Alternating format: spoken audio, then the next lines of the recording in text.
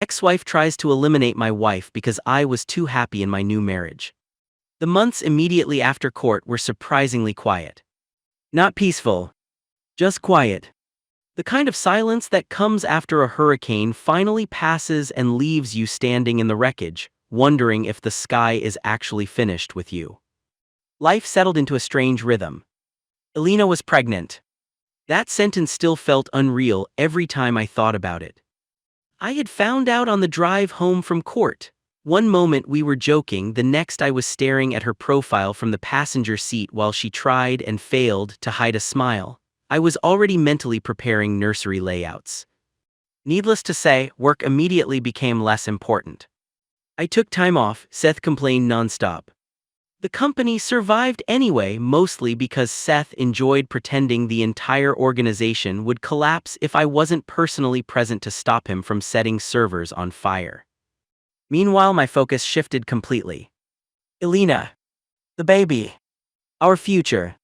For the first time in years, I wasn't fighting a legal battle. I wasn't collecting evidence. I wasn't preparing for another attack from Sabrina.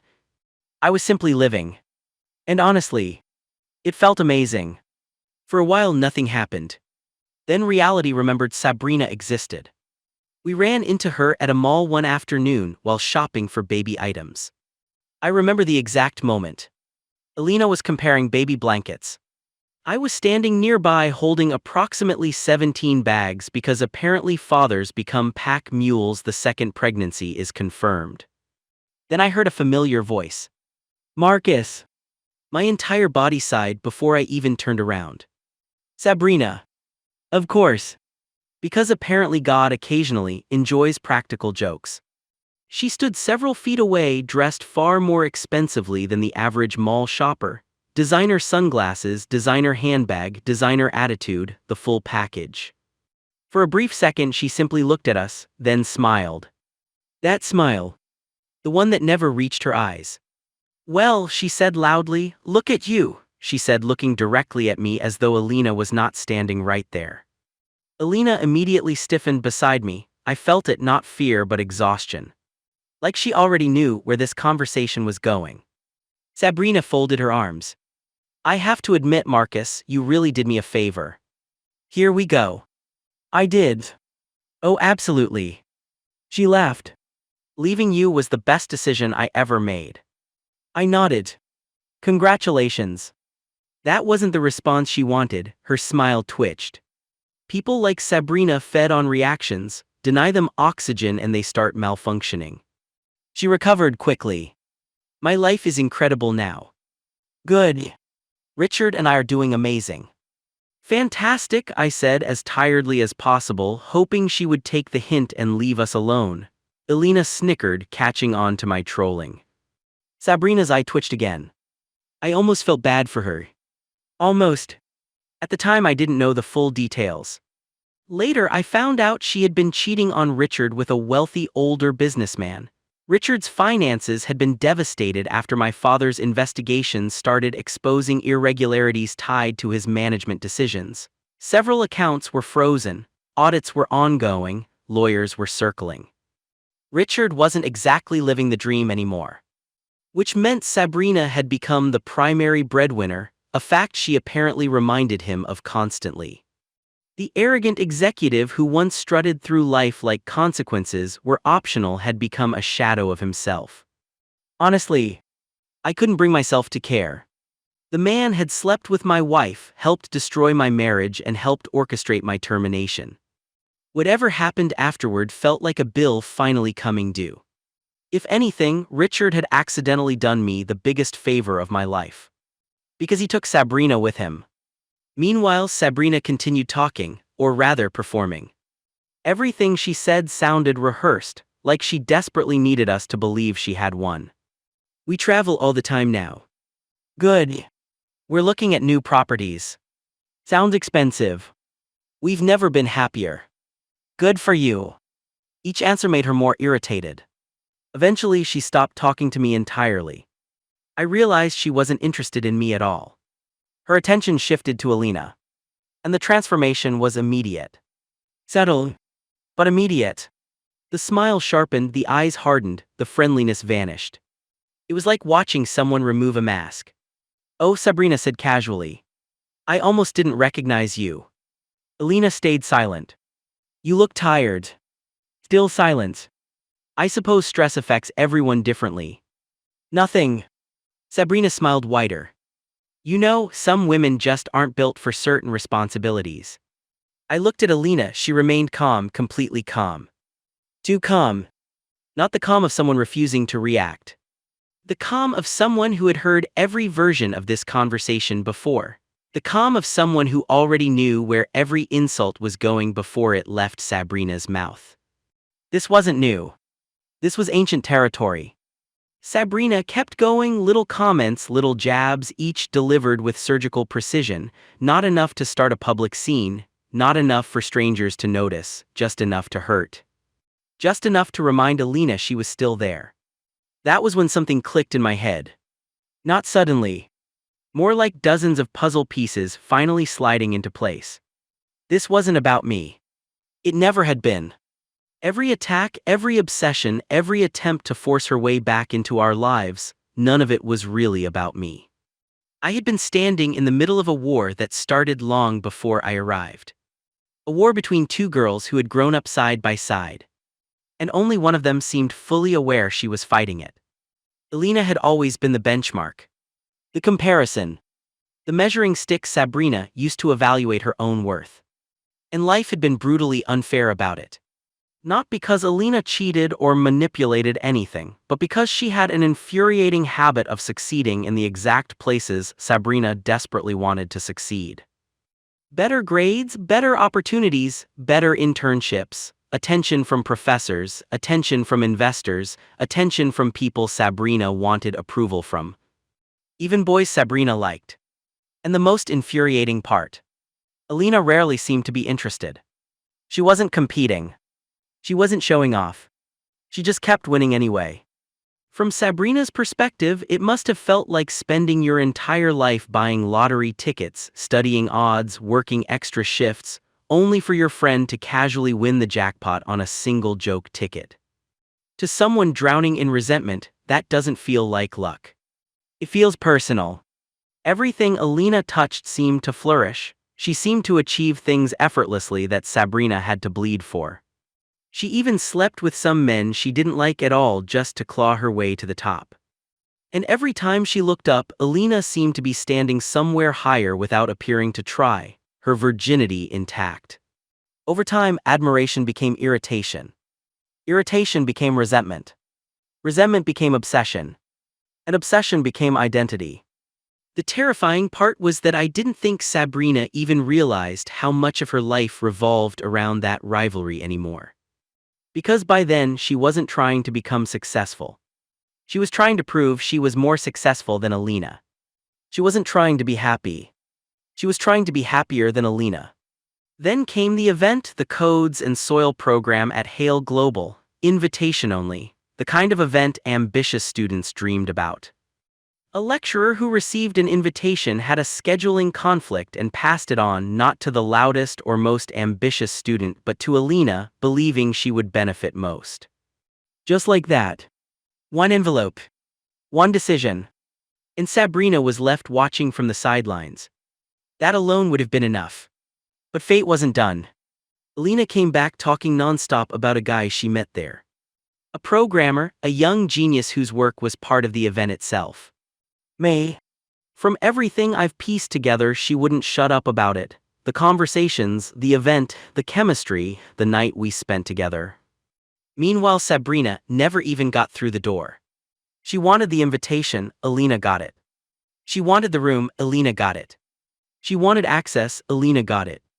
And Elina even met the one person everyone there talked about. And somehow that person noticed her. Plain little Elina got immediately noticed by an impressive guy just like that, and she couldn't stop smiling about it. For the first time, this was something Elina was actually enthusiastic about, actually interested in, if only she could take it from her. Then fate played a twisted game. Elina couldn't find me. She eventually asked for help and forwarded my picture, asking Sabrina to keep an eye out. It must have felt surreal, because all Sabrina had to do was run a simple image search, yet Elina missed that obvious step. So Sabrina found me. And never told her. Instead, she inserted herself into my life, started the conversation, built the relationship, became my girlfriend, even arranged that restaurant meeting with Elina just to rub it in her face. Then became my wife. And suddenly, everything made horrifying sense. From Sabrina's perspective, she had finally won. Not just won. Taken the prize. The man Elina couldn't stop thinking about. She displayed me, showed me off, she broke me. Like a child taking another child's favorite toy. Not because she wanted it, but because someone else did. The tragedy was she never understood what she was holding. Because the toy wasn't broken at all. It was gold she threw away. Right back into Elina's hands. And eventually, everything came full circle. I ended up with Elina anyway. Married to her, devoted to her, building a future with her. And yes, buying her yacht. Because I wasn't just somewhat successful by Sabrina's standard. I was the heir to Hale Global. The empire behind Codes and Soil. From Sabrina's perspective, the cruelty of it must have been unbearable. The invitation went to Elina. The man went to Elina. The marriage went to Elina after all. The future went to Elina. Everything went to Elina. And the empire behind it all belonged to Elina's husband. A husband who had once been Sabrina's. No wonder she couldn't let go. No wonder she kept coming back. Because every time Sabrina thought she had finally beaten Elina, life somehow found a way to hand Elina another victory. All of those realizations crashed through my head in the span of a few seconds.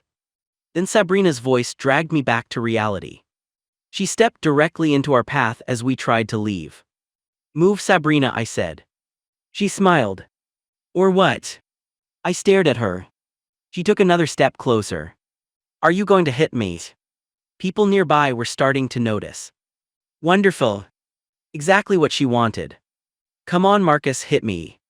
The way she said it almost sounded like she was begging for it. And then I understood.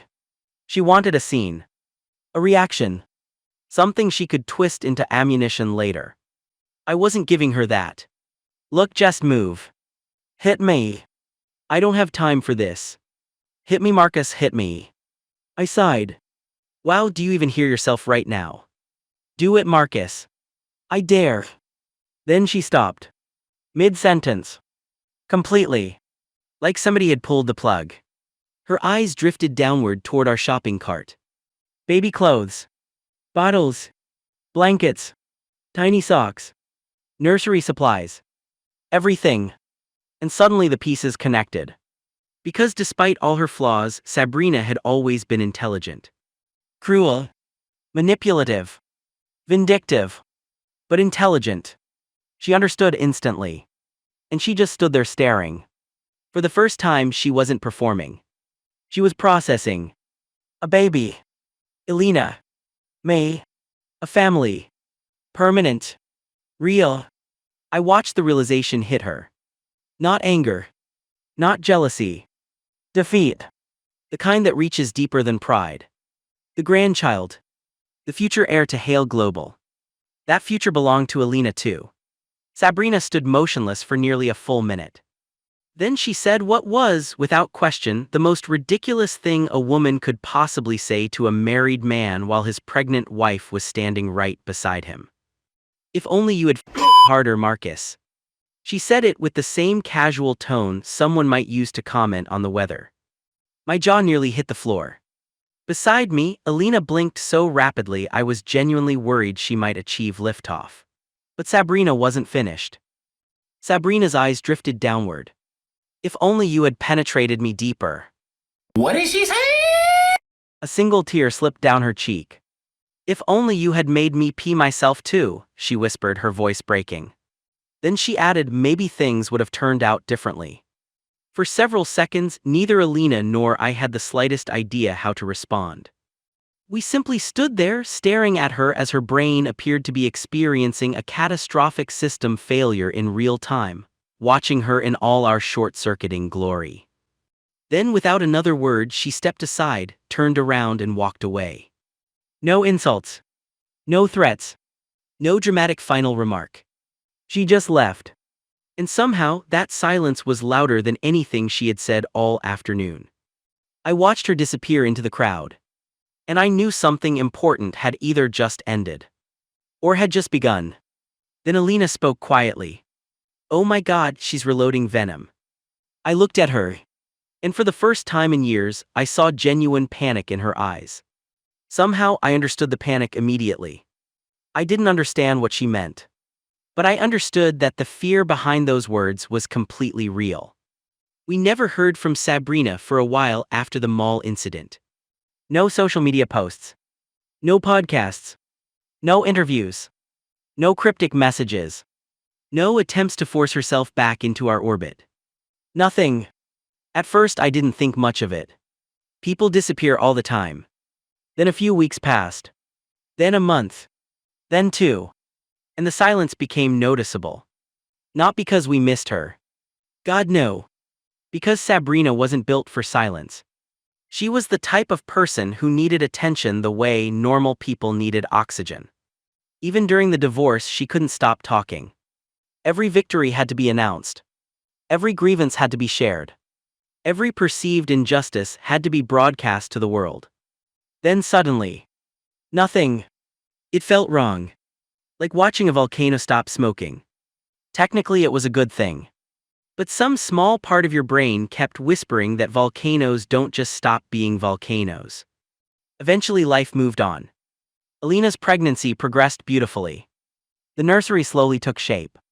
Family members began arguing over names despite nobody asking them. My mother started buying baby clothes at a rate that suggested she believed children doubled in size every 3 days. For the first time in a very long time, our lives felt normal. That should have been the warning sign. Because whenever my life became too peaceful, reality usually responded by loading a shotgun. My father chose to pardon Richard because, in his words, if you let people drag you down to their level, then you were never above them in the first place. Besides, Sabrina was still attached to him. And the last thing my father wanted was for my ex-wife to end up homeless because he fired her new husband. Richard was demoted and removed from financial decision-making, but he retained most of his former benefits. In all, a slap on the wrist. Richard must have been incredibly grateful because his entire personality seemed to change overnight. Suddenly he was polite, respectful, helpful. It was honestly disturbing. The first few times he tried speaking to me, I shut him down immediately. I wasn't interested. There wasn't enough forgiveness in the world to make me want casual conversations with the man who helped destroy my marriage. Apparently he got the message. Because he stopped trying to become my friend. And somehow chose an even stranger route. He became Elina's friend. Or at least attempted to. When Elina casually informed me one evening that Richard had sent her a friend request and she had accepted it, I barely reacted. That surprised even me. Years earlier I would have exploded. Years earlier I would have questioned everything. But this wasn't years earlier. This was Elina. And Elina wasn't Sabrina. Sabrina treated trust like a weakness to exploit. Elina treated trust like a sacred responsibility. There are people you trust because logic says you should. Then there are people you trust because every single day they prove themselves worthy of it. Elina belonged firmly in the second category. If someone handed me a parachute and told me Elina packed it herself, I'd jump without checking. That's how much faith I had in her. So when Richard occasionally appeared in conversations, I barely paid attention. Most of their interactions revolved around charity projects, community initiatives, and professional networking. They also had one unspoken rule that both of them seemed to understand instinctively. Neither of them talked about Sabrina. Not really. Outside of the occasional "how's your wife doing?" or "how's Sabrina these days?" the subject was largely avoided. For very obvious reasons. Richard had spent years married to her. Elina had spent years surviving her. Neither one seemed particularly interested in reopening that chapter. Honestly, I respected that. Some wounds don't need constant examination. Some stories don't need retelling. Frankly, Elina had a talent for finding the good in people long after everyone else had given up. It was one of the reasons people trusted her so easily. She had this almost supernatural ability to separate a person's worst decisions from the rest of who they were. Where most people saw Richard as the man who helped destroy my marriage, Elina somehow saw a deeply flawed man trying to rebuild his life after making catastrophic mistakes. I wasn't sure whether that made her wiser than the rest of us or simply far more optimistic. Probably both. I considered it both her greatest strength and her greatest flaw. Still, everything remained calm. Until the phone call. The call came at 2 in the morning.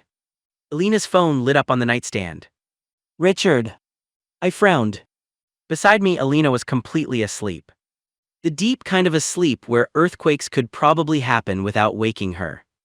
I stared at the screen. Richard calling my wife at 2 in the morning was strange. Richard calling my wife repeatedly at 2 in the morning was alarming. The phone stopped. Then started ringing again. I ignored it. It stopped.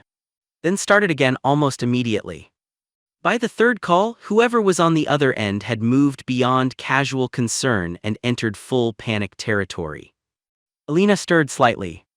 I grabbed the phone before it could wake her. Then answered. I didn't say hello. I simply listened. For a second, all I heard was breathing. Then Richard spoke. Marcus. Not Elina. Not a confused greeting. Not a question. Marcus. Somehow he knew immediately who had answered. I sat up slightly. Now I was interested. Sorry for calling your wife at this hour, he said, wife, as though it was absolutely necessary. His voice sounded strained. Panicked. Like a man trying very hard not to panic harder. I've been trying to reach you, but you blocked me on everything. I glanced at the screen. Fair point. I have serious information. A pause. Then he said the words that instantly erased every trace of sleep from my body. Sabrina is planning something. The room suddenly felt colder. For several seconds, neither of us spoke. Because there are sentences that immediately activate every survival instinct you possess. That was one of them. My eyes drifted toward Elina. Still asleep. Still peaceful. Still completely unaware that the ghost of our past had apparently returned. What kind of something? I asked quietly. Richard exhaled. The sound was shaky. Like he'd been carrying this information for days. I don't know exactly. That wasn't the answer I wanted. But I know she's planning something. My stomach tightened. Explain. Another pause. Then Richard said something that made every hair on my arms stand up. Ever since she met you at the mall, she hasn't been angry. I frowned. I didn't expect Sabrina would even tell Richard about that. What? She's not angry anymore, Marcus. His voice dropped. She's focused. That scared me a lot more than anger ever could. I think your wife might be in danger. I was fully awake at that point. What do you mean? Richard hesitated. I'm not completely sure, but I've seen pictures of Elina. What kind of pictures? Printed pictures. The silence that followed felt heavier than anything he could have said. Not screenshots. Not social media posts. Printed. Physical. Collected. Kept. The kind of thing people don't do casually. The kind of thing people do when they're building an obsession. I stayed awake until sunrise. And for the first time since the divorce, I genuinely felt afraid. Because while I had moved on, Sabrina apparently hadn't. In fact, she seemed to have become obsessed. Once Richard pointed me in that direction, I started noticing things I would normally have ignored. Fake social media accounts watching Elina's pages. Flowers delivered with no sender information. Phone calls that disconnected the moment we answered. Anonymous emails with blank subject lines. Tiny things. Annoying things. Not enough to prove anything. Not enough to justify involving law enforcement. But enough to make me uncomfortable. Honestly, if Richard hadn't made that call, I probably would have brushed every single one of them off. Instead, I was on full alert. Then it got worse. One evening, Elina was leaving her yoga class when she noticed a vehicle following her. She called me immediately. I drove there like a man possessed. By the time I arrived, the vehicle was gone. No plates. No identification. Nothing. But Elina was shaken. And for the first time, I felt real fear. Not legal battle fear. Not business fear. Family fear. The kind that settles into your bones and refuses to leave. That night I upgraded everything. More cameras. More security. More monitoring. Private protection. GPS tracking. The works. Because when people lose access to control, they often become dangerous. And Sabrina had always been dangerous. The confirmation came from the last person I ever expected. Richard. My former boss. My former rival. Sabrina's current husband. Technically, they were still married. Though from what I heard, married was a very generous description of whatever disaster they were currently living through. I was reviewing security footage one Sunday afternoon because I thought I had spotted unusual movement near our property when Richard called. Yes. I had eventually unblocked him. That alone should tell you how concerned I had become. The moment I answered, he said only 4 words. We need to talk. Nothing else. No explanation. No greeting. Just that. We met at a quiet restaurant far away from anywhere familiar. And honestly, he looked terrible. The man who once walked around like he owned the world looked like life had personally selected him as a punching bag. Dark circles. Stress. Exhaustion. Defeat. He sat down and didn't bother with small talk. Didn't pretend. Didn't posture. He simply looked at me and said, "You were right." I almost laughed. But I let him continue. Turns out Sabrina was exactly who I already knew she was. She abused everything she touched. His money. His emotions. His peace. His stability. She manipulated finances, drained accounts, started conflicts, controlled narratives, weaponized guilt, and somehow convinced herself she was always the victim. Richard described marrying her as signing a contract with a beautiful hurricane. The difference, he said, was that hurricanes don't choose where they destroy. Sabrina did. And now he was trapped inside the storm. Then he said something that made my blood run cold. She has started talking about Elina again, Marcus. I leaned forward. What about her? He hesitated. Then finally said it. She thinks Elina stole her life. I stared. She actually believes that if Elina disappears, you'll come back. I waited for the punchline. There wasn't one. She said that, to you? I asked, confused. Directly, he said with the air of a man tired of a long ride. He looked exhausted. Like a man who had spent months trying to convince himself he wasn't hearing what he was hearing. Then he laid everything out. Sabrina had become delusional. She genuinely believed I still loved her. That deep down I was waiting for a reason to return.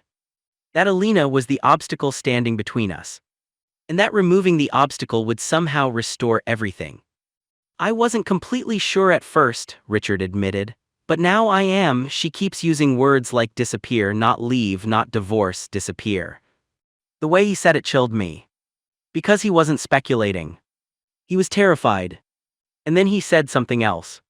Something that surprised me. Sabrina needs help, Marcus. For the first time, I saw a genuinely broken man. Because despite everything, Richard actually loved her. Maybe he shouldn't have. Maybe she didn't deserve it. But he did. And watching the woman he loved sink deeper into obsession was destroying him. Then he said the words I'll never forget. I think whatever she's planning is entering its final phase. That night I didn't sleep. Because there's crazy. And then there's someone convincing themselves that violence is proof of love. The next morning I contacted Cassandra. She moved fast. Private investigators. Specialized security consultants. Law enforcement through the proper channels. Everything. Unfortunately, suspicion isn't evidence.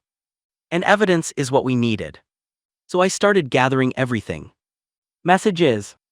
Security footage. Anonymous accounts. Delivery records. Patterns. Timelines. And Richard helped. Honestly, I never imagined I'd work alongside the man who helped destroy my first marriage. But pain has a strange way of making people honest. He provided messages, voice recordings, financial information, private conversations, evidence that showed Sabrina's obsession wasn't emotional anymore. It was operational. She knew Elina's routines, where she shopped, where she exercised, when she visited family. She had even made comments about accidents happening every day. Every new piece of evidence made me feel physically sick.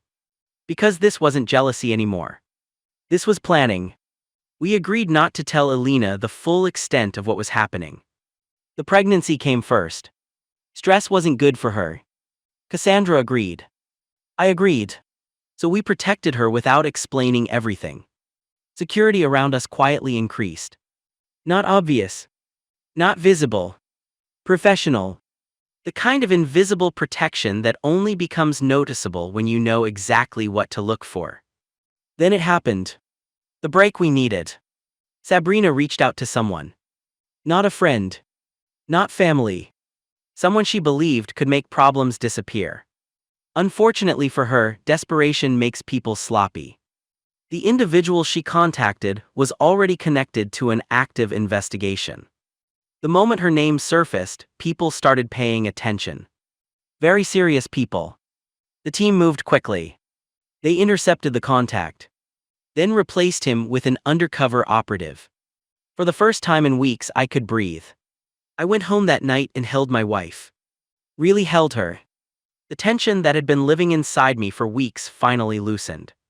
As Elina would later put it, the lilies bloomed. The next morning she looked at me over breakfast and smiled softly. I felt you last night. That was our code. What she meant was simple.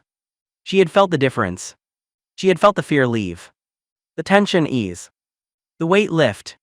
Then she reached across the table and squeezed my hand. Whatever is going on, I know you'll handle it, Marcus. She didn't ask questions. Didn't push. Somehow she seemed to understand that I was protecting her the only way I knew how. Then everything happened at once. The contact. The contract. The payment arrangements. The messages. All anonymous. At least anonymous to Sabrina. Not anonymous to investigators. The moment the final pieces came together, law enforcement moved. Fast. Very fast. And this time they had everything they needed. I wasn't present for the arrest. Part of me wanted to be. Part of me wanted to see the moment years of manipulation, obsession, and destruction finally caught up with her. But Cassandra advised against it. Stay home, she told me. Your job is protecting your family, let everyone else do theirs. For once I listened. So I stayed home. I made breakfast. I sat with my wife. I pretended it was a normal morning. The hardest part wasn't lying. The hardest part was acting like my heart wasn't trying to punch its way out of my chest. At exactly 6:14 a.m. my phone rang. The number belonged to Detective Harris. The second I saw it, I knew. I answered immediately. His voice was calm. Professional. Controlled. We got hers. 3 words. 3 simple words. And just like that, months of fear evaporated. I closed my eyes. Not because I was happy. Because I was exhausted. Truly exhausted. The kind of exhaustion that only appears after you've been holding yourself together for so long that you forgot what relaxing felt like. Beside me, Elina noticed immediately. What happened? I looked at her. Really looked at her. The woman who had unknowingly spent weeks surrounded by invisible protection. The woman who trusted me enough not to question what I couldn't explain. The woman carrying our child. I reached for her hand. It's over. Her eyes widened. Not because she understood. Because she immediately realized how much those words meant. The investigation became public later that afternoon. Conspiracy. Solicitation.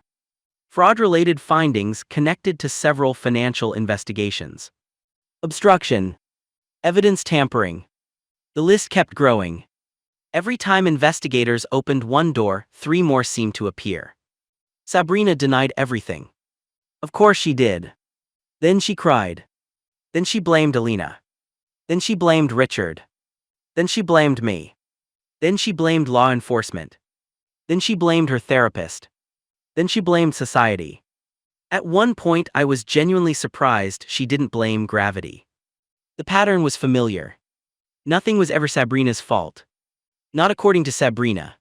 Unfortunately for her, evidence doesn't care about narratives. Evidence doesn't care about emotions. Evidence doesn't care who tells the better story. The recordings existed. The payment trail existed. The messages existed. The surveillance records existed.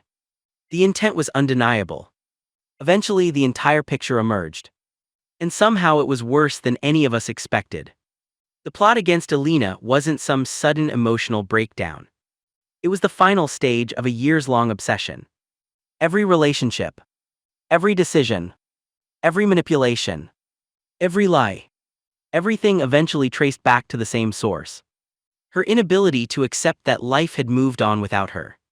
The trial attracted attention immediately. Not because of me. Not because of Hale Global. Because the story itself sounded unbelievable. A woman who spent years competing against her childhood friend. A stolen relationship. A failed marriage. An obsession. A murder-for-hire plot. Even the reporters looked confused trying to explain it.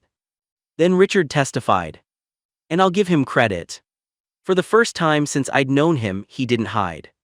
He didn't minimize. He didn't protect himself. He simply told the truth. Everything. The affairs. The manipulation. The obsession. The conversations. The threats.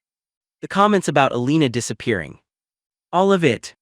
By the end of his testimony, he looked 20 years older. But strangely lighter. Like a man finally putting down a burden he had been carrying for too long. The judge wasn't impressed by any of Sabrina's excuses.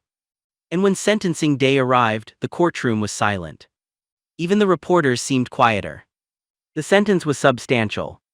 Long enough that by the time she walked free, the life she spent years trying to control would no longer exist. Technology would change. Companies would change. People would change. Children would grow up. The world would move forward without waiting for her. As officers escorted her away, she turned and looked directly at me. Not Elina. May. For the first time in years, I had the strange feeling that she was actually seeing me. Somewhere along the way, it had stopped being about beating Elina. The competition. The comparisons. The jealousy. All of that had finally burned itself out. What remained was something sadder. A woman staring at the wreckage of her own choices. Then, in typical Sabrina fashion, she somehow managed to make the moment absurd. Don't forget me, Marcus. There was no anger in her voice. No threat. No accusation. Just a desperate request from someone who already knew the answer. Oddly enough, it was probably the first thing we'd agreed on in years. Because I wasn't going to forget her. People don't forget hurricanes. They remember them as warnings. As lessons. As scars. The strange thing was that standing there, watching her disappear through those courtroom doors, I felt absolutely nothing. No triumph. No revenge. No satisfaction.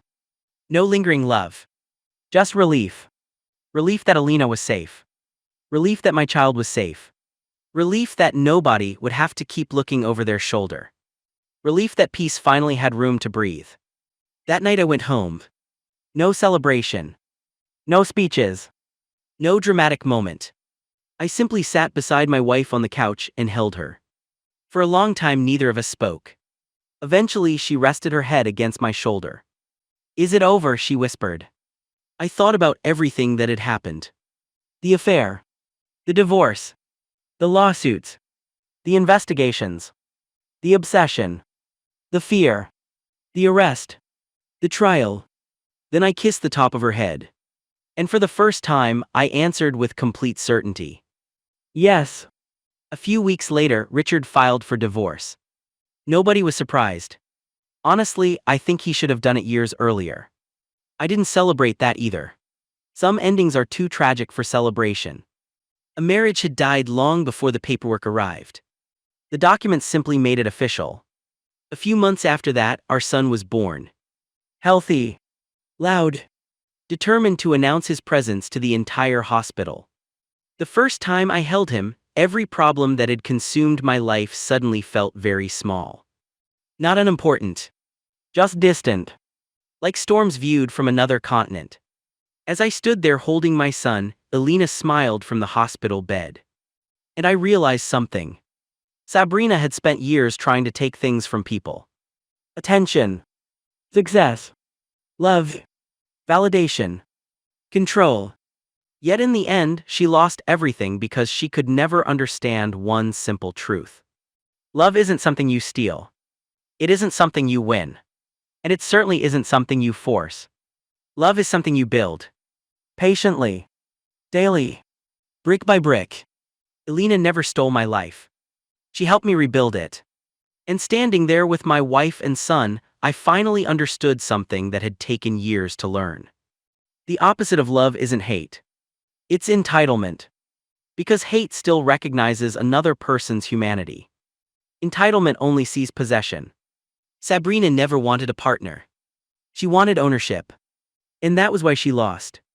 So tell me, was I wrong for gathering evidence, working with my former enemy, and making sure my ex-wife went to prison for trying to destroy my family? Yes, what is for missiles and national security of the United States and blowing the cover of ketchup, mustard, and yes, of an architect company that is for international. Hey. Yo, wait. Before you leave, subscribe to this channel. I'm the second channel. And the third channel. And the backup channel in case I lose the password. Hey. Subscribe to the gaming channel, whoa. And the vlog channel, boo. And the reaction channel where I react to people reacting to my reactions at why. Yeah. Subscribe to the cooking channel, whoa. Even though I only know how to boil water. Subscribe to the fitness channel, work. Even though I've been starting Monday for the last 3 years back. Subscribe to the travel channel, look, where I travel from my bedroom to the kitchen and back. Subscribe to the tech channel, look, where I fix one problem and create 17 new ones. Subscribe to the relationship channel where I give advice I don't even follow myself. Subscribe to the channel where my girlfriend caught me trying to sell her old slippers on Marketplace. Subscribe to the channel where my mother still comments. Call me immediately.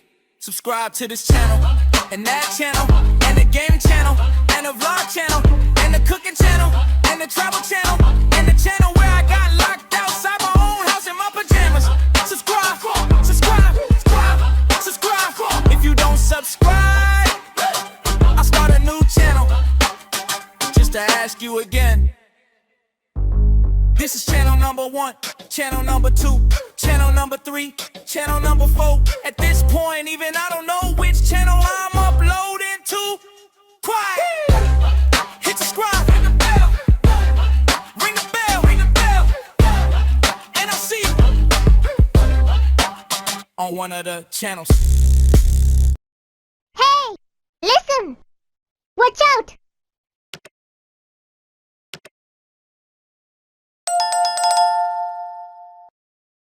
Subscribe.